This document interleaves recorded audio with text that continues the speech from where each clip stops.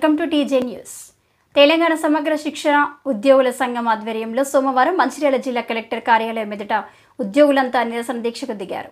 ఈ సందర్భంగా తెలంగాణ సమగ్ర శిక్ష ఉద్యోగుల సంఘం మంచిర్యాల జిల్లా కమిటీ అధ్యక్షురాలు ఏ సుమలత మాట్లాడుతూ తాము జిల్లా మండల స్థాయి, స్కూల్ కాంప్లెక్స్ స్థాయి, కేజీబీవీ అన్ని స్థాయి ఉద్యోగులం కలిపి తెలంగాణ వ్యాప్తంగా 19,600 మంది ఉన్నామని, సమగ్ర శిక్షణ ఉద్యోగులను రెగ్యులర్ చేయాలని, అప్పటి వరకు పే స్కేల్ ఇవ్వాలని, ప్రతి ఉద్యోగికి 10 లక్షల జీవిత బీమా, 12 లక్షల ఆరోగ్య బీమా ఇవ్వాలని, పదవి విరమణ సమయంలో 25 లక్షల బెనిఫిట్స్ ఇవ్వాలని, ప్రభుత్వ నియామకాల్లో వెయిటేజ్ కల్పించాలని, పీటీఐలకు 12,000 వేతనం ఇవ్వాలని, ఎస్ఎస్ఏ ఉద్యోగులందరికీ రీఎంగేజ్ విధానాన్ని తొలగించాలని కోరారు.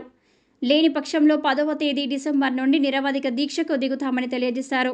వివిధ రూపాల్లో రిలే నిరాహార దీక్షలు చేపట్టినా, సీఎం రేవంత్ రెడ్డిని ఎన్నిసార్లు కలిసినా, సీఎం ఎన్ని హామీలు ఇచ్చినా నెరవేర్చడం లేదని తమ అసంతృప్తిని వ్యక్తం చేశారు. ఇప్పటికైనా సీఎం రేవంత్ రెడ్డి మా బాధలను అర్థం చేసుకొని తమకు న్యాయం చేయాలని కోరుతున్నామన్నారు.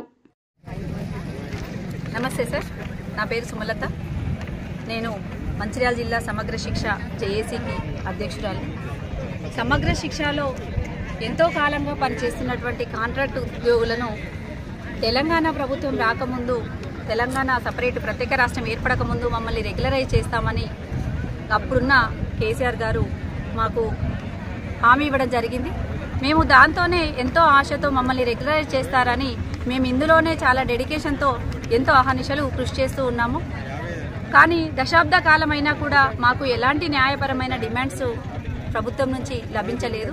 తర్వాత మేము గత సంవత్సరము సమ్మె కాలంలో సమ్మె నిర్వహించినప్పుడు మా యొక్క సమ్మె శిబిరానికి అప్పుడున్న కాంగ్రెస్ పీసీసీ చీఫ్ గారు, ఇప్పుడున్న ప్రస్తుత గౌరవ ముఖ్యమంత్రి రేవంత్ రెడ్డి సార్ వచ్చి మా దగ్గరికి, మీ యొక్క కష్టాలన్నీ నాకు తెలుసు, మీరెంతగా కృషి చేస్తున్నారో, మీ యొక్క సమస్యలేంటో నాకు తెలుసు, మీ సమస్యలన్నింటినీ మా గవర్నమెంట్ ఏర్పడ్డాక మీకు నెలలోనే సమస్యలన్నీ పరిష్కరిస్తామని హామీ ఇవ్వడం జరిగింది.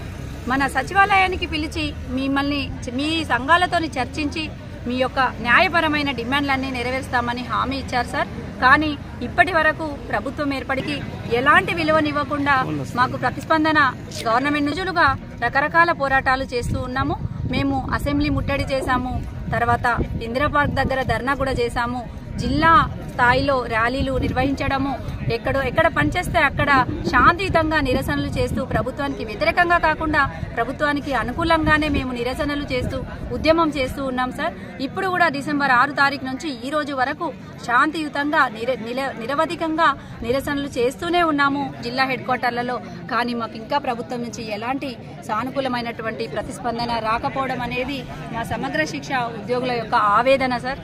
ఇప్పుడైనా ప్రభుత్వం మాకు ఈరోజు సోనియా గాంధీ గారి బర్త్డే సందర్భంగా మాకు ఈ చిరుకానుక ఇస్తే మేము రేపటి నుంచి ప్రకటించినటువంటి సమ్మెను విరమింపజేసుకుంటాం. మరి ఈ రోజు సాయంత్రం వరకు కూడా వేచి చూసి అలాంటి కానుక కనుక లభించకపోతే రేపటి నుంచి సమగ్ర శిక్ష విభాగంలో పనిచేస్తున్న అన్ని వింగుల వారు కూడా 100% సమ్మెలో దిగుతామని, మా యొక్క కార్యకలాపాలన్నీ కూడా స్తంభింపజేసి మేము పూర్తిగా సమ్మెలో మేము పోరాటం చేస్తామని ప్రభుత్వానికి తెలియజేస్తూ మమ్మల్ని క్రమబద్ధీకరించండి, దయచేసి మమ్మల్ని క్రమబద్ధీకరించండి, మా కుటుంబాలను బాగు చేయండి, మమ్మల్ని క్రమబద్ధీకరించే లోపు మాకు మినిమం టైం స్కేల్ అప్లై చేయండి, మినిమం టైం స్కేల్ ఇవ్వండి అని మేము గవర్నమెంట్ను వినయంగా సవినయంగా ప్రాధేయపడుతూ అందరికీ విన్నవించుకుంటున్నాం sir. Thank you so much.